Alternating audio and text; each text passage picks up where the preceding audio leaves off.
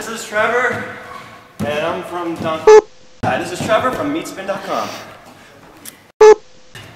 Hi, this is Trevor from christianmingle.com. Hi, this is Jujimufu from trickstutorials.dom.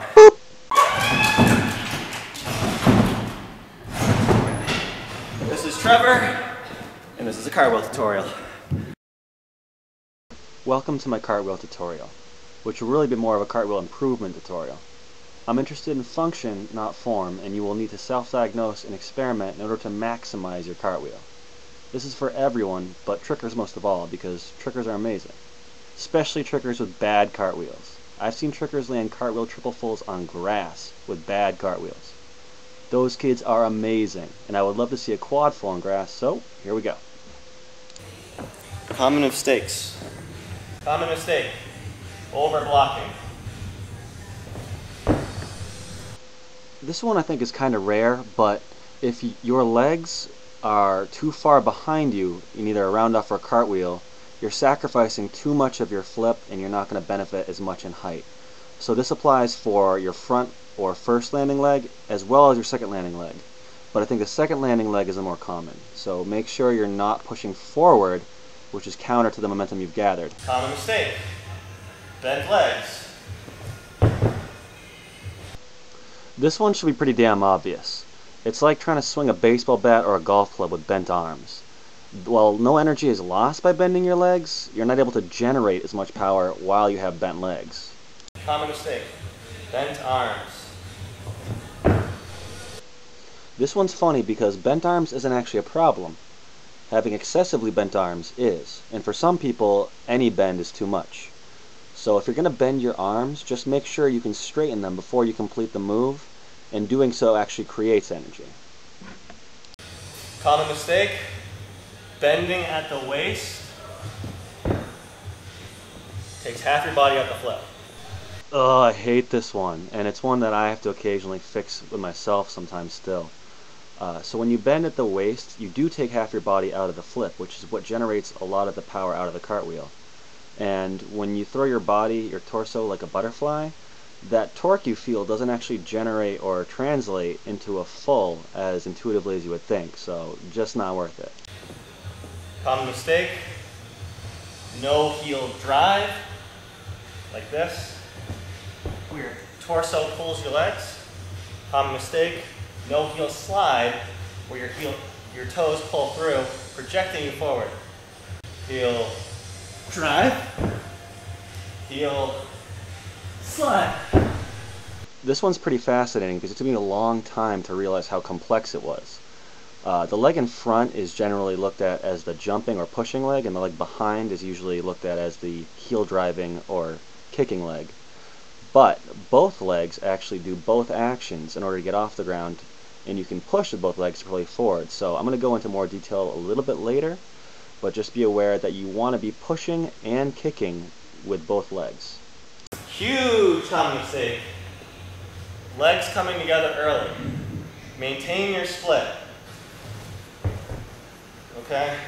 Once again, maintain your split.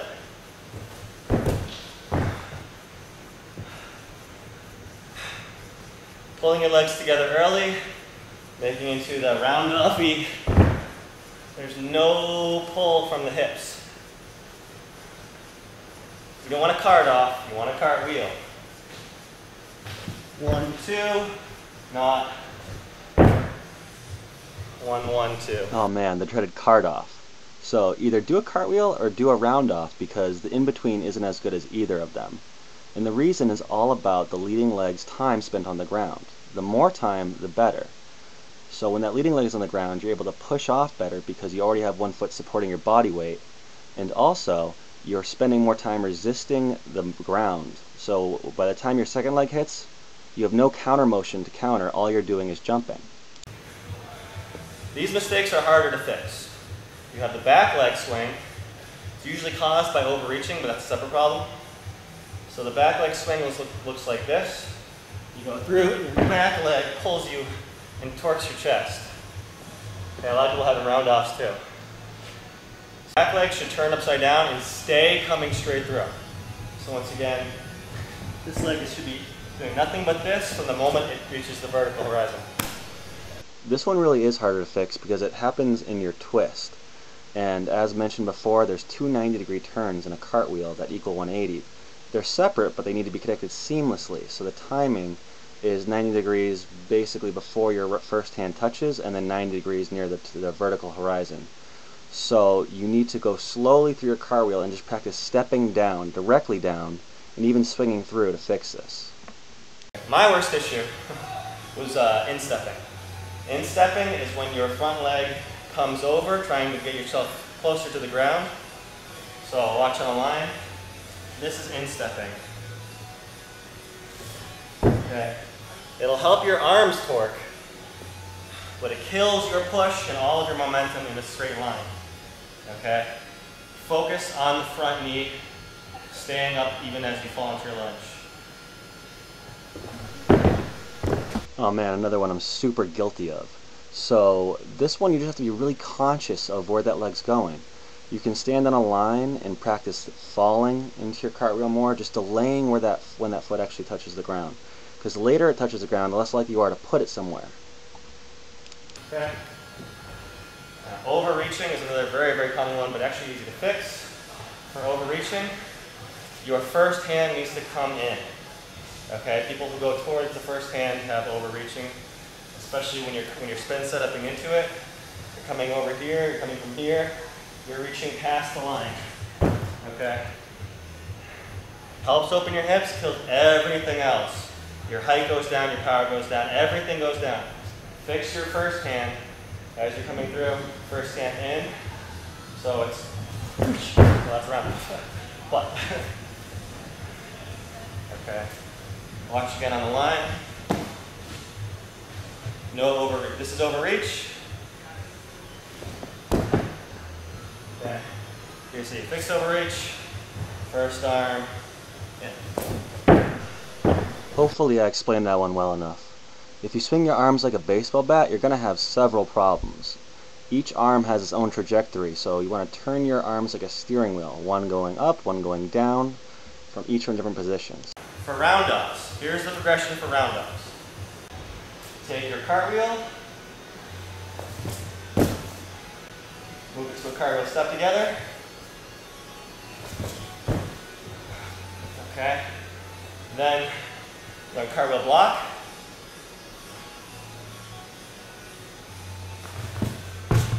Okay. Then cartwheel block, step in.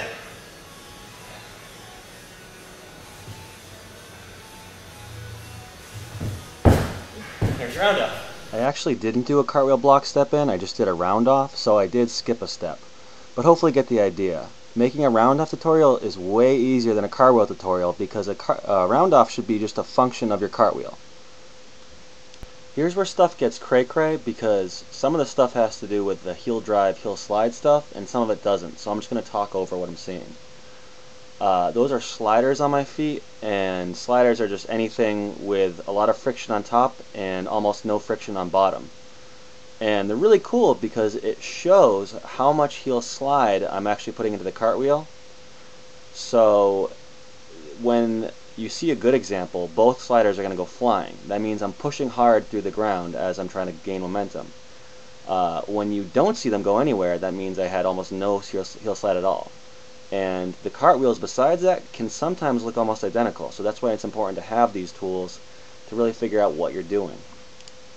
So heel drive is the vertical speed at which each foot leaves the floor, and heel slide is just simply forward momentum, so you want both as much as possible through each leg. You're going to see good and bad examples of pretty much everything here, but right now I'm doing cartwheel step-togethers, and that's just landing one foot at a time, but in the same spot. And the closer your feet come together, the taller you are when you jump and the more power you produce when you jump. So you want to have your feet landing as close as possible in a comfortable position. And now I'm just giving examples of if you're doing a spin setup or a hook kick into it, how to keep your chest up, because it's very important that you consciously do it because it makes it want to happen. And now I'm just exaggerating the hand placement during the cartwheel. In order to get your hands in an ideal position, you need to be patient with the second hand, putting your hands down one at a time. And it helps to have the first hand, the fingers being sideways, and on the second hand, the fingers back towards the way you came, in order to spin naturally and push better. One really important tip that I've completely neglected until now is to not baby your trailing leg. So after your first foot touches the ground, the second leg needs to be incredibly aggressive and slam into the ground. If you don't worry about your dainty little toes, you really need to increase the speed as you stand up. Believe it or not, there's actually more I wanted to say, and it was a lot of fun doing this, but the more will have to wait until I come back from Cali. Thanks for watching, and I'll leave you with a clip of me and a kid I coached a lot in tumbling, and now she spams cart tricks.